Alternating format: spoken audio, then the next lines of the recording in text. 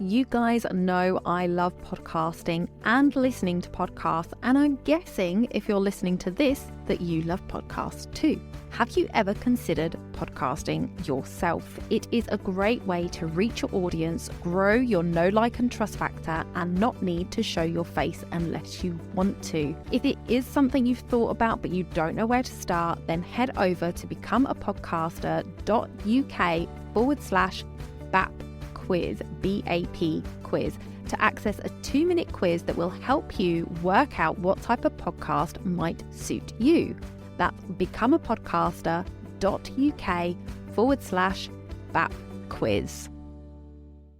Today I have a fantastic guest on the show. Lucille Roache is a business startup coach, author, and the host of the Female Startup podcast. She helps new service-based female business owners understand how to identify and attract the right clients so they can create long-term success in their business. And we have had an absolutely great conversation, so you don't want to miss it. Let's jump in.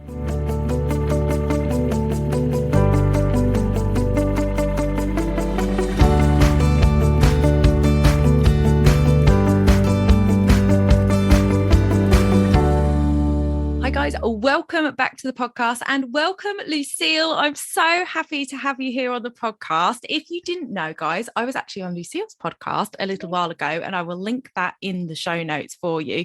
But welcome Lucille to the Wedding Procast UK. Thank you so much for having me.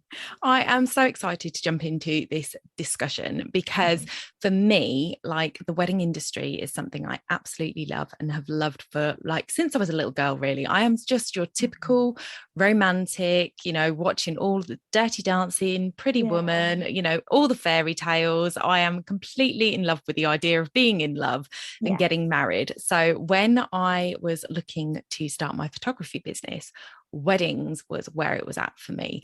So the idea of starting a business in the wedding industry is just so super exciting. So before we jump into all of the goodness, tell us a little bit about yourself, what it is that you do and how you came to be doing what you do. Yes. So I'm a business startup coach and I tend to work with new female entrepreneurs who run a service-based business. So coaches, photographers, counselors, those types of people, website designers, all of those types of people. And I started my business, I think it was in September or October 2018. And before I started my business, I'd always been employed. So I had been a manager. And then before that, I was a lawyer. And I was just really unhappy in my work. And I was like, there must be more to life than this. This can't just be what I'm meant to do, just go to a job that I hate and then go home, because it felt like that's what my entire existence was.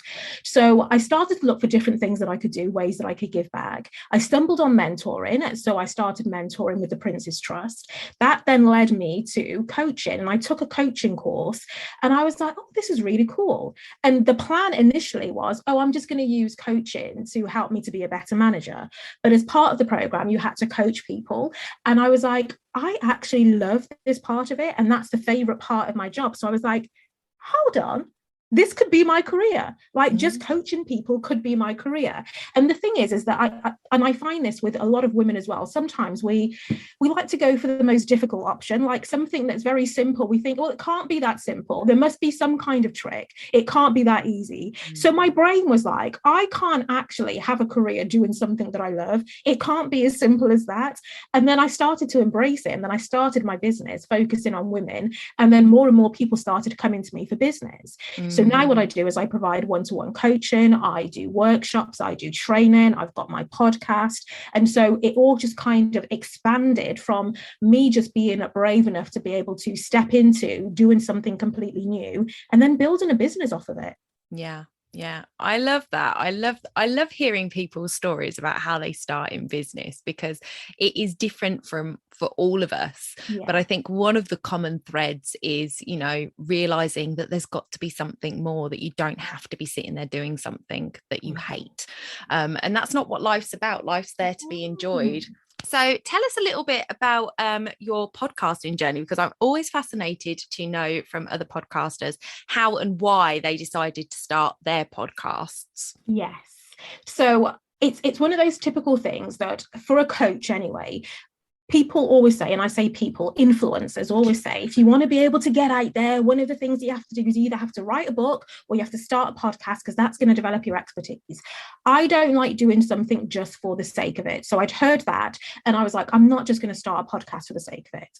And then in March of 2021, I think it was last year actually, I hosted my own summit. So it was a virtual summit, but it was an audio only summit.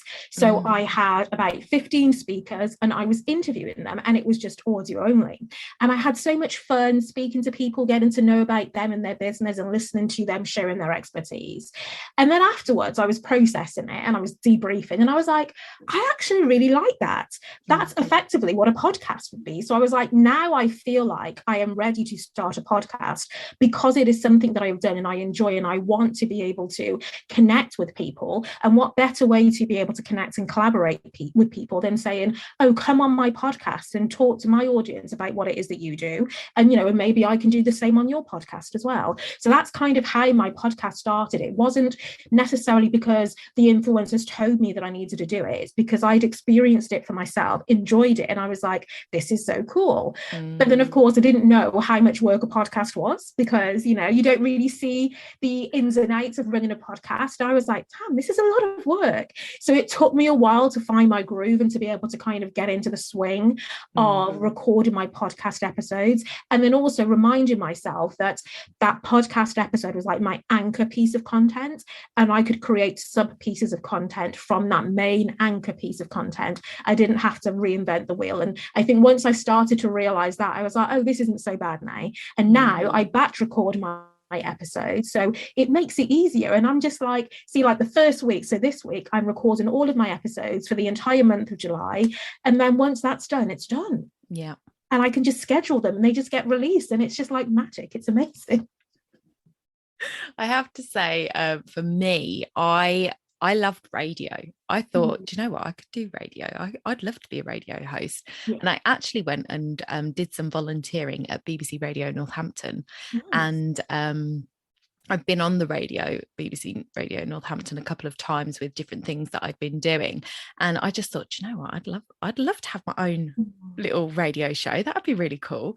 And when I started the society, I was like, well, I need weekly content, I need a blog, and I was just like, I'd done a blog with my wedding photography, and I was like, I don't want to do another blog. Writing is just so time consuming for me. I talk so much quicker than I write, and I feel like you get your personality across a lot more when you talk.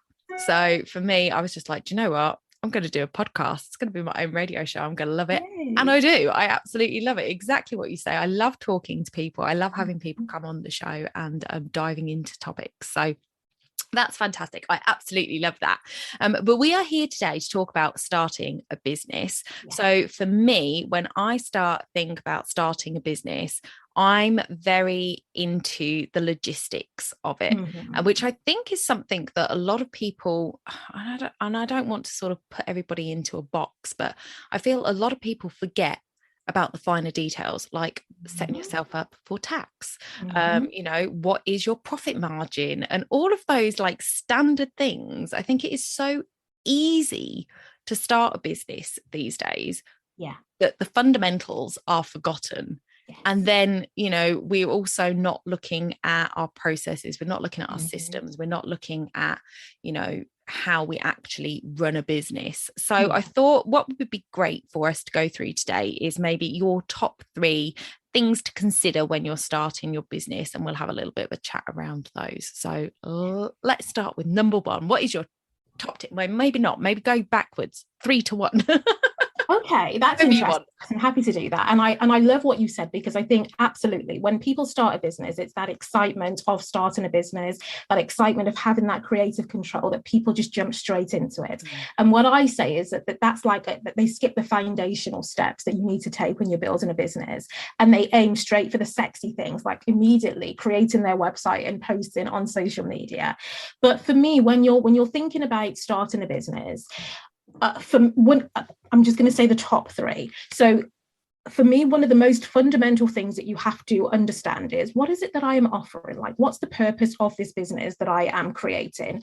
Because I think, again, people start a business, like you say, because it's so simple. I'm just going to start this business. I am just going to sell candles. Well, what's the purpose of you selling the candles? Is it because you want to help people to be more relaxed? Is it because you want to help people who run spas to be able to equip their spas with beautiful smelling candles? Is it because you want to be able to help busy professional women to unwind from a full day's work? Like, what is the purpose of you starting the business? That then leads into, who is the audience? Who is it that I have created this product or this service for? Because when I started my business, I was one of those people who was just like, I can help everybody. Everybody is my ideal client. Like, I could work with men, I can work with women, any type of business it is that you have. The fundamentals of a business are essentially the same. So I can pretty much help anybody. But the reality is that everybody is such a wide term. It includes so many different people that there is no way that you could possibly help every single person. So like, when you break it down into specific demographics, it's like you've got, everybody includes the elderly, everybody includes teenagers, everybody includes toddlers, everybody includes motorcyclists who are in a motorcycle club or something like that, or in a drama club. So it includes so many different groups of people that there is no way that you could possibly be for everybody. So for me, the first thing that I would say to do is to, first of all, get really clear on what's the purpose of your business. What is it that you are doing? And then secondly, to start thinking about, who is that audience? Who is that audience that I am trying to reach with the product or the service that I have created, and being as specific as possible. And they talk about niching down. I don't think that my niche is very niche. And when I say niche, I mean like the target area, target group of people that you're working with. So I say that I work with female startups. I could be more specific and I could say I work with new female coaches, or I work with new female counselors. But I'm happy with new female startups because I make it clear what I mean when I say new female startups. So when you get clear on your target audience, it's about, don't let people kind of assume who it is that you want to work with. Be clear. I delivered some training a couple of weeks ago, and the training, so as part of the training, one of the things that the attendees had to do was deliver a pitch. So I'd been preparing them to deliver this pitch. And as they were delivering this pitch, there was this one woman, and she has this business where it's for bigger boobed women. And so she sells things for bigger boobed women, and I can relate to that because I'm a big boobed woman myself. And as she was delivering her presentation, she was talking about her target audience, and she was saying, so this is for, so specifically, I am talking to you if you are a woman with big breasts. And she stopped there. And I was like, please don't just stop there. Please continue, because even if you don't have big breasts as a woman, you may know somebody else who does. And sometimes what happens is, when you are too specific or when you're not specific enough, people discount themselves. So in that situation, if that person had put on the website, this website is for women with big boobs, if you don't have big boobs, you would disqualify yourself and you would say, there's no point in me looking on this website because I don't have big boobs. Whereas if you say it's for women with big boobs, and for those of you who have friends or family members with big boobs, even you're going to be like, oh, that could apply to me as well, so I'm going to stay on here. So yes, be specific about who it is that you want to work with, but just make sure that you're not excluding a group of people that you could actually benefit from working with by being too specific. So it's about thinking about who you want to work with, and then who's in that orb, who's in that sphere of influence that you could also kind of bring in as well. So be clear on your audience.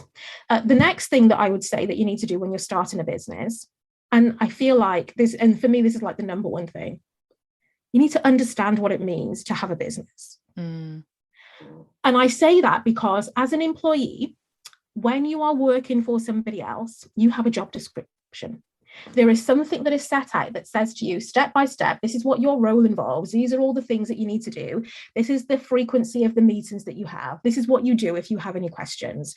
Whereas when you start a business, you don't have that, right? There is no kind of job description that you have. There is nothing that you can look at that tells you what it is that you need to do. So as an individual, you need to educate yourself and understand, what does it mean for me to have a business? What are the things that I need to have in place? And you alluded to them. So, how can I register my business? Do I need need to get my business registered? Do I need to register with HMRC as self-employed? How do I check to make sure that the business name that I want to choose isn't taken, or it's not illegal for me to use because I'm using Gov or something like that? So like those for me are like the fundamental things that you need to understand as a business owner. And another big part of understanding what it means to run a business is, what skills do I need? Because again, you're not taught in school or in college. Well, you weren't when I was going to school and college. You weren't taught how to run a business. And so what I see is a lot of people kind of coming into starting any type of business, but they really haven't assessed, well, what are the skills that I need to develop myself in order to make sure that I am running the business in the most effective way?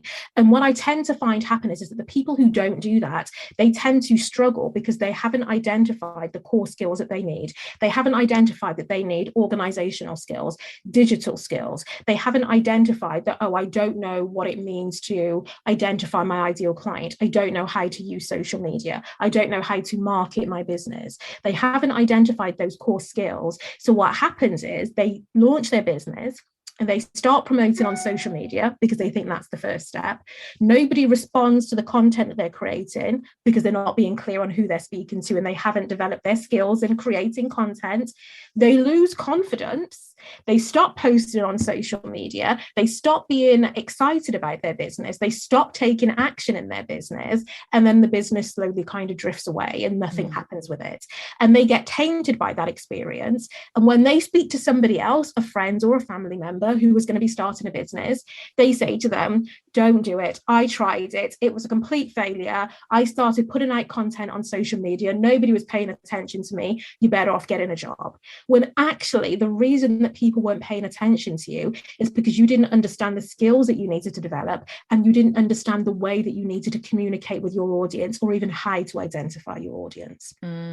So that was a lot. So I'm going to summarize what I said there, because I get so excited about this. I'm like, okay, there's all of the things. All of the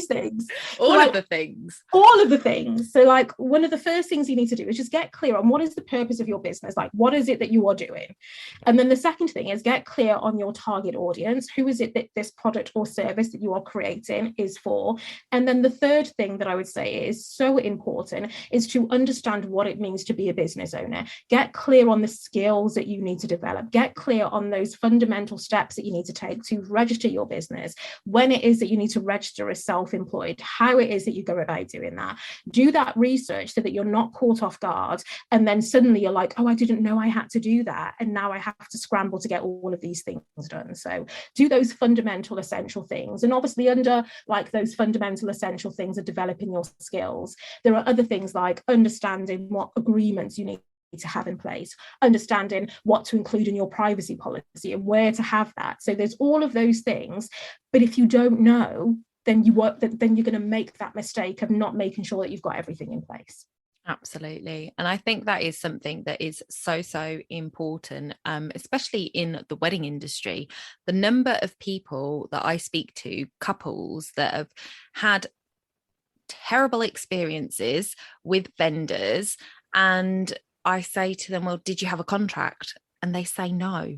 And I'm just like, that is one, as a wedding vendor, you fundamentally need to have a contract or order forms with terms and conditions so that your couples know what to expect, know how it's going to be delivered, because it might not be that someone, I think, to be honest with you, the stories that I've heard, it is the vendor's faults. However, there are cases where a couple might turn around and say, you know, oh, well, you know, the photographer came and took our photos and then it took us 12 weeks to get them.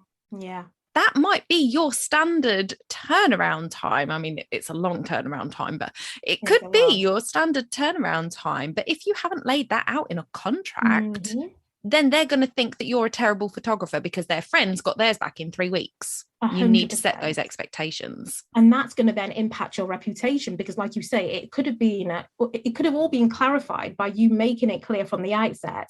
Because you haven't made it clear, that then impacts your reputation. They're going to tell other people about it. And especially as a small business owner, your reputation is so important. People are more likely to tell somebody else about a negative experience than they are about a positive experience. So it's so important that you leave people with that good impression of you. And of course, I'm not saying that that, when you start out in business, everything is going to be perfect. It isn't. You're going to learn things as you go along, but you still need to know the fundamentals. And it's your responsibility as a business owner to understand what are those fundamental things that I need to know. Like in the same way that if you started a new job, you would be saying to your employer, what are the fundamental things that I need to understand to be able to do my job effectively? You need to be asking yourself the same question as you are running your business. Absolutely, absolutely. And just to sort of touch on some of the things that you have said in relation to weddings. So when you're looking at your audience with weddings, you think, okay, well, Lucille, I'm already done. I'm done. I'm talking to couples that are getting married. Ta-da! There's my niche. Well, do you know what, guys? There's actually niches upon niches in the wedding industry. Are you talking to couples that are destination weddings? Are you talking to couples who want to do a barn wedding? Are you talking to couples that want to do a country house wedding? Are you talking to a couple that want to go off into the woods somewhere and do a marquee wedding? There are so many different styles of wedding and also feels of wedding. So is it contemporary? Is it modern? Is it romantic? Traditional? All of those things that you need to take that into consideration, because that can hone your message so that when you are putting out your content, when you are talking to your couples, you can really hit the mark. And what I've always said, and I'm sure Lucille will probably agree with me, is that, when you talk to everyone, you talk to no one. That is something that we have heard time and time again. But when you talk to your people, it attracts other people. So just because you're talking to a small niche, like, people who want to get married in Italy that live in the UK, that is going to be a very small niche. But that doesn't mean that you're only going to attract people who want to get married in Italy. You will find that people want to get married in Spain and they think, oh, well, she does Italy, maybe she'll do Spain.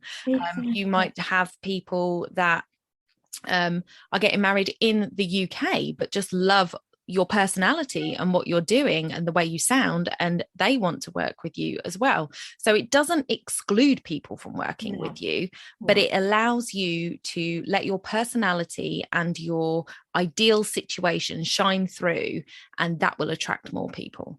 100%. And I love that you've said as well that there are the niches within the niches, because the way that you speak to those different niches is going to be different, right? So if I'm speaking to, if I'm in the wedding industry and I'm speaking to people who are getting married for the first time, there are going to be specific needs and fears of that couple because it's their first wedding. So I'm going to have to provide more information about how things work, because they're not going to understand, and I'm going to want to allay their concerns, and there's going to be more trust required. Whereas if somebody is getting married for like the third or the fourth time, they're probably like pros at it by now, and they don't need as much hand holding from me. If they're getting married abroad, they're going to have fears and concerns, and again, it's about you then being able to demonstrate, well, I've already got connections and relationships with people in Italy and France and Spain, so you don't need to worry about that. I can take all of that off your hands.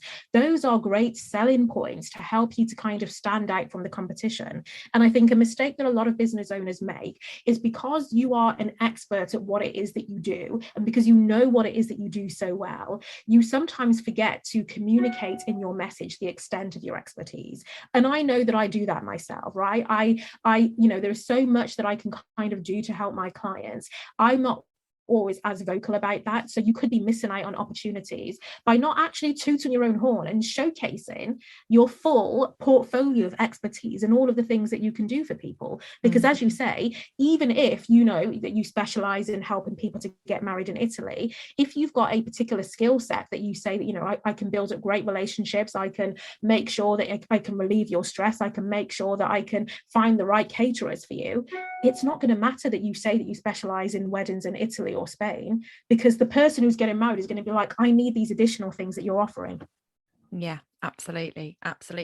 And one of the things that I got told when I was doing my photography from one of my tutors was, show what you want to shoot. So and this can work. There are some vendors that don't always have pictures of couples on their website. So a florist might not have, they tend to focus, like they might have the bride, but it'll just be our hands holding the bouquet and things like that. So you might not have the people in it.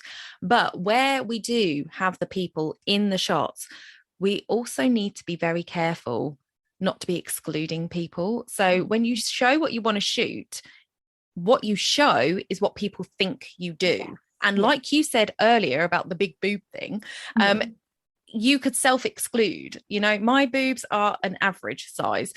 So I would self-exclude from big boobed things because that's not me. My daughter, on the other hand, she'd be with you. So, you know, we exclude ourselves like that. So if you are on your website showing only barn weddings, fantastic.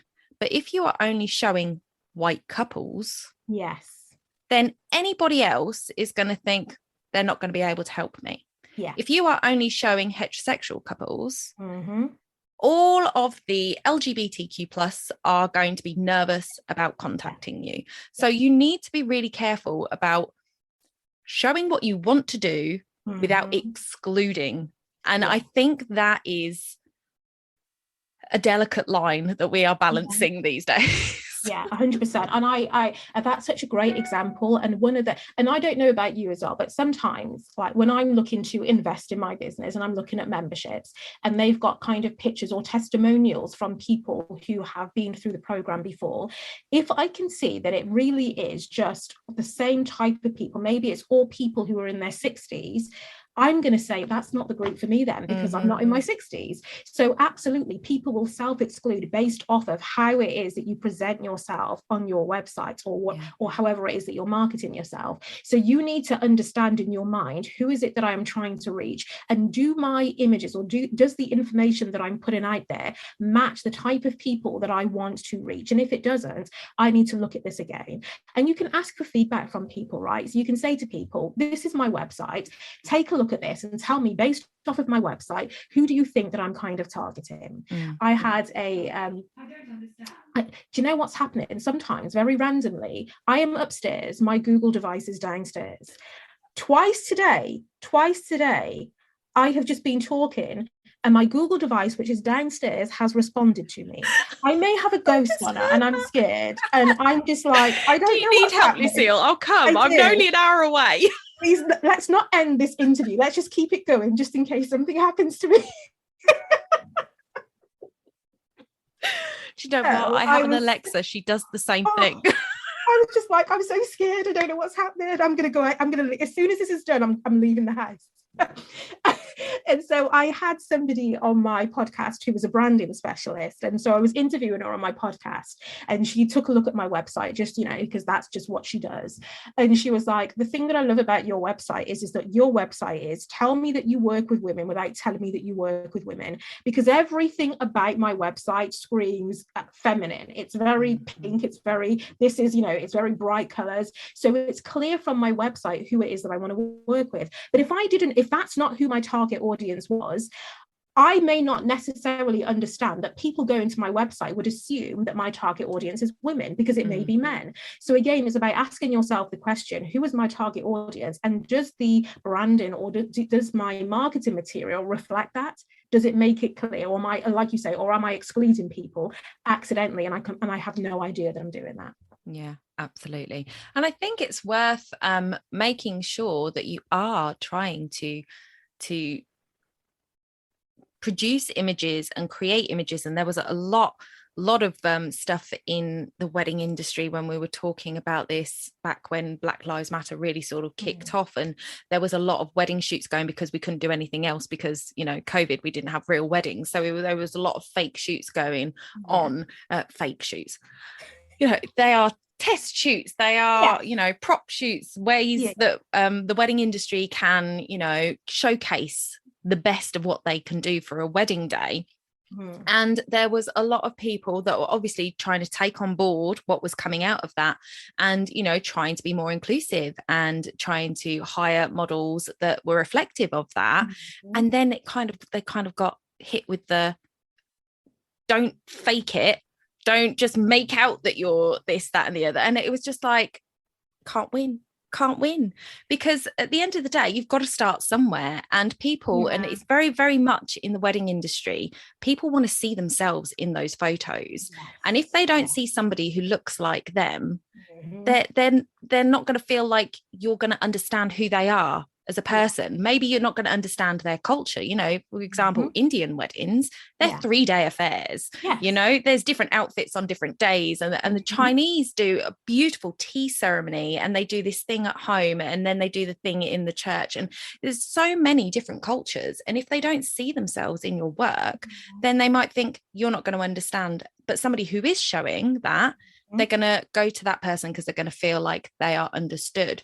And there is kind of a bit of an element of, you've got to kind of fake it till you make it in that respect. You know, I mean, obviously do your research, you know, don't turn around and say, I specialize in Indian weddings, go and do a load of Indian wedding shoots, and then turn up and not actually know how a day runs. But if you haven't got that diversity on your website, there is nothing wrong with going out there and creating shoots that give you that, until you can replace it with real weddings, just so that people can see that, oh, you know, I could fit into that wedding image, that could be me. So I think that's an important part of the audience side of things, and reaching your audience, that you make sure that, you know, you're covering all your bases, that you're not being, you know, unintentionally excluding people. Because I've heard from somebody actually came to my website and contacted me, DM'd me, and was talking about how when she got married to her wife, that she was very nervous about going to different people and talking to them about working with them on their wedding day, and that, you know, she was looking for that kind of almost like a sticker to say, you know, we are gay friendly. And, you know, she felt nervous about it. And she asked if the society was going to address that, and if the society would do something with regard to that. And I said, well, definitely on my radar now you brought it to me. But it hadn't even occurred to me that they would feel that, because that's not where I'm coming from. So it was lovely to hear that. And that's kind of what I was going to say earlier, is that it's I think it's great that now there's more awareness from people about the needs to be more inclusive. But as you say, because that's not your reality, and sometimes like attracts like, right? It's probably natural that if I am looking at a photographer's website and they've only photographed white people, it's likely I may miss them and think, oh, okay, then, well, that's what you specialize in. My black skin requires different kind of lighting than a white person would require. So I'm not sure that you have the expertise to do that. But if I go onto somebody else's website and I can see that they have photographed lots of different colored women, I'm going to be more inclined to work with them, because I'm going to be like, okay, then, so you understand what it's like. So, and I understand about people doing these photo shoots to be able to demonstrate that they're more inclusive. I've noticed it in lots of people's marketing materials, where it's not just white people who are the stock photos now, there are black images in there as well. But again, it's not just about that. It's like you say, it's about educating yourself as well. It's about understanding what are the specific barriers that they're facing. So I love the example that you gave, where you were saying that woman approached you and you hadn't even considered those particular barriers that person would be facing, and trying to find a photographer who would be happy to photograph a same-sex couple, because that's not your reality. And so I think it's about, if you are going to do that, if you want to be more inclusive, it's much more than just sticking up a photo on your website. It's about then also understanding, what does it mean to be in this person's shoes? What are the specific challenges that this type of person would face? And how can I make sure that I'm giving them the confidence that I am equipped to be able to deal with these challenges? And it may just be that the way that you deal with that is by doing some market research, because if you don't have anybody already in your field that is black, or who is gay, or is any other color, and you want to understand how to reach more of that target audience, then do some research yourself first to see what it is that you can establish, and then ask questions of people, and then do some market research. Because I think one of the things that I think is a little bit insulting is when somebody is trying to understand about your culture or understand about your sexuality, and rather than doing some initial research themselves to be able to find out information, they're relying on you. Because Google's a thing, guys. It's a huge thing, right? There's so much information that you can get out there. There's nothing wrong with you looking yourself first to be able to understand. And you can preface it by saying to somebody when you're doing market research, look, I've done all of this research and I understand X, Y, and Z, But also what I really want to do is I want to get your perspective on it. So do you mind if I ask some questions? That's going to be better received than somebody saying, look, I have no idea about any of this. I haven't even bothered to research it. I'm just going to rely on you to tell me everything that I need to know. So be proactive is what I'm saying. Be proactive. It's so important. There's so much information out there. There are no excuses nowadays. No, that's so true. That's so true. And I feel like for me, part of the, not realizing with that lady in particular was not obviously at all. Why did I even say obviously? Not obviously. I am not gay. Yeah. So I wouldn't understand. But equally, I have nothing against gay people. I'm all for love. Like I said at the beginning, I love love and I love weddings and I love the celebration of love. That I don't care who you love. I am here to celebrate you. But it wouldn't have even crossed my mind when I was doing my photography that a gay couple would come to my website and would instantly discount me as their photographer because I hadn't done any gay weddings. So I had nothing to sort of back up that I was a gay friendly photography company. And that kind of upsets me to think that I kind of missed out on doing some weddings because I wasn't showing that in my work. Because obviously you've got to wait to somebody to come and actually have a conversation with you and get that. And there's a lot of people out there that won't take that step if they don't see it first. It does take a lot of confidence. And so I'm glad that they approached you. And again, like there are things as a business owner, which is again why it's clear about, well, what is it? Who is it that I want to speak to? Like, who is it that I want to reach? Because in that situation, if you're looking at your portfolio of work and you're saying, I don't really have any Black people on here, I don't really have any Asian people on here, I don't really have any gay people on here, that then gives you an opportunity to then maybe approach particular venues and say, look, I am a photographer, this is what it is that I do. Particular venues that potentially, this is where the research comes in, where that gay people tend to frequent, or Black people or people of color tend to frequent. So you can start to make connections with those people, and then that's going to be your in to make sure that you are then being selected to be chosen for those particular events, so that your portfolio becomes broader. And one of the things that I did in my business, because again, like attracts like, so as a Black business coach, a Black female business coach, I am likely to attract more Black females who want to start their business, because again,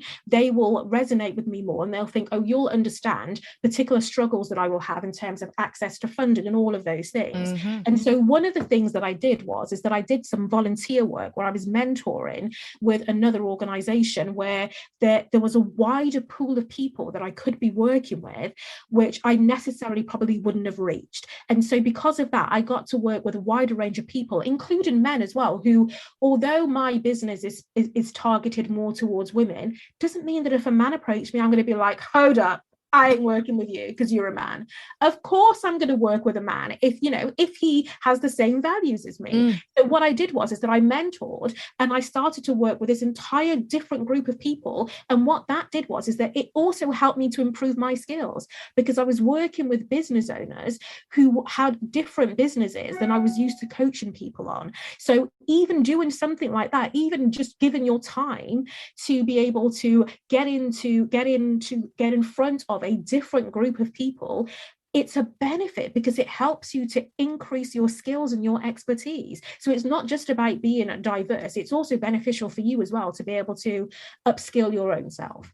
Absolutely. I absolutely love that. And I love that we got to cover that in this discussion, because this is so important for people that are about to start a new business, but also important for my regular listeners that are maybe 5-10 years into business, that are sort of struggling with this, how to do it and how to do it properly and how to approach it. So I'm really grateful that we've had that discussion. One little story that I will tell you that is like, this is a different diversity issue that I think isn't considered when we are looking at our audience and how we're working. And this was one of the not one of the complaints. I had a friend come to me with her wedding photos. She lives in Wales. I was not her photographer. I was doing photography at the time, but she's like a friend of my mum's. So we weren't sort of a close close friends as we are now, because she's Yeah. a very close friend and we text all the time. But she sent me she said, can I send you my wedding photos? Because I need your professional opinion. I'm really disappointed. And I said to her instantly, yes, you can send them to me. I can't judge the artistry, but I can give you a professional opinion on the skill level. Yeah. But the fact you have said you're disappointed means they're not good enough. Yeah. Like straight out the box. And she sent me these images and I was heartbroken for her. I really was. I did some research. I went onto this guy's website. I checked out his website. I looked at what he'd done.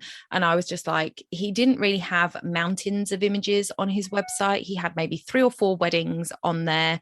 And then he had this one amazing image that I was like, wow, that's a beautiful image. Now, if he could produce and then I looked at the photos she sent me and I was just like, hang on, something ain't adding up here.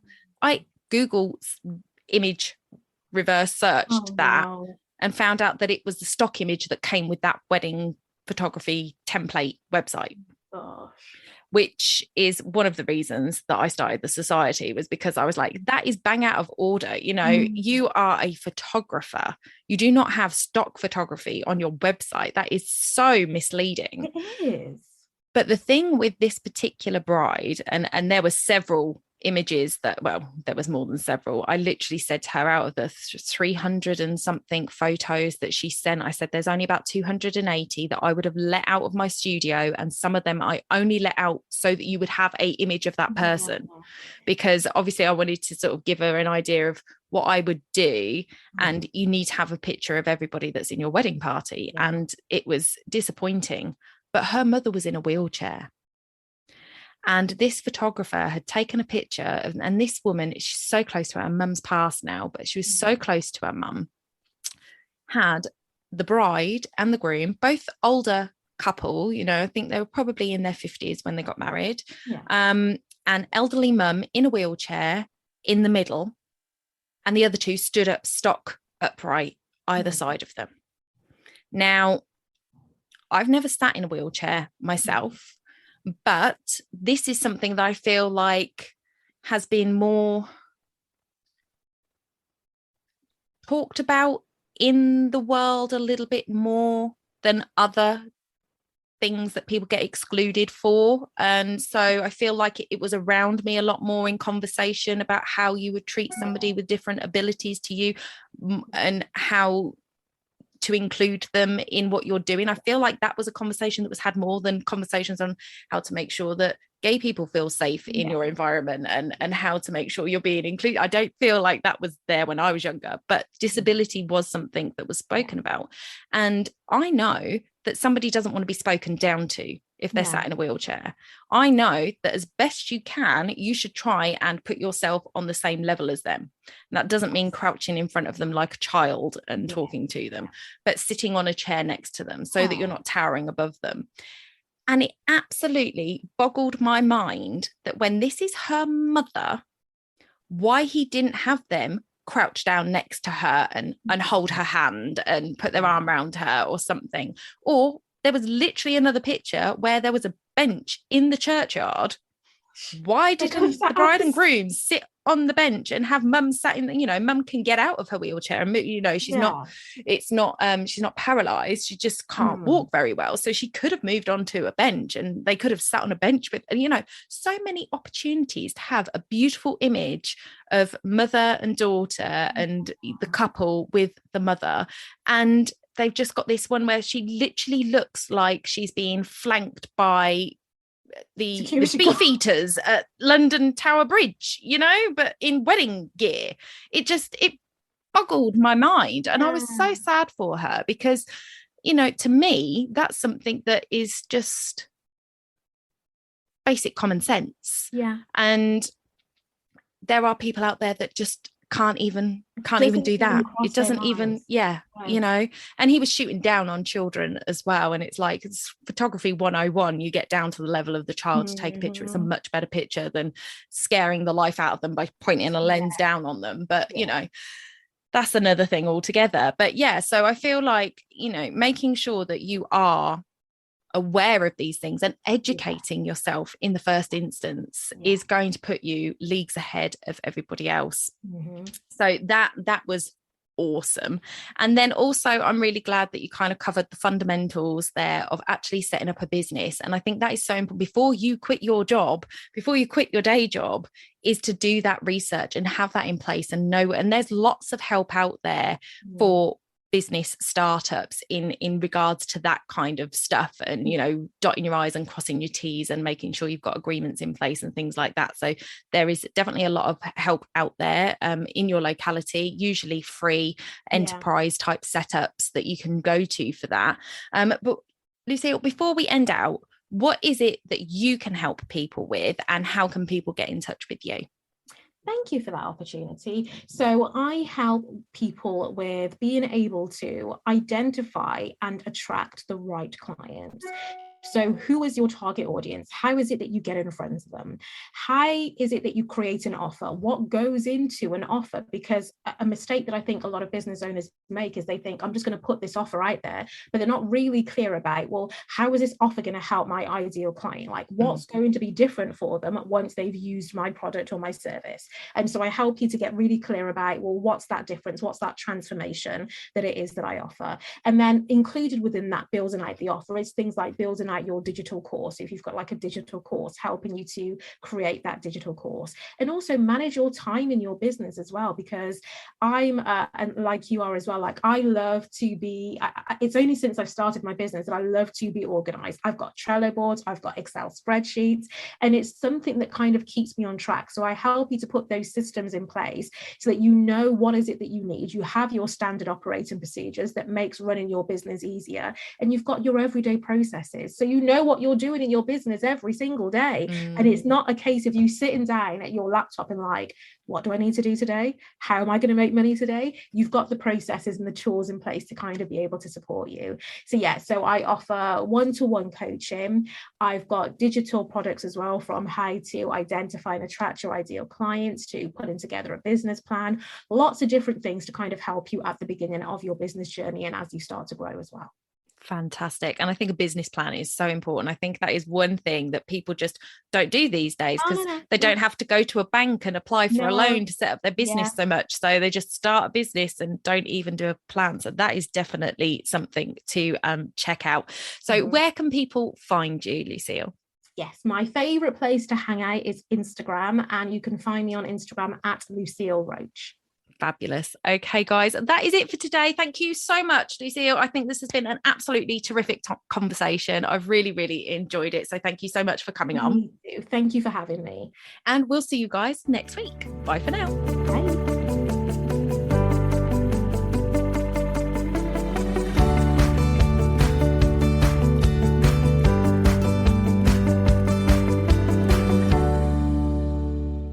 Don't forget to hit those stars and leave a review of the podcast where you listen if you found value in what you heard today. It's a free way you can help the podcast reach more people just like you.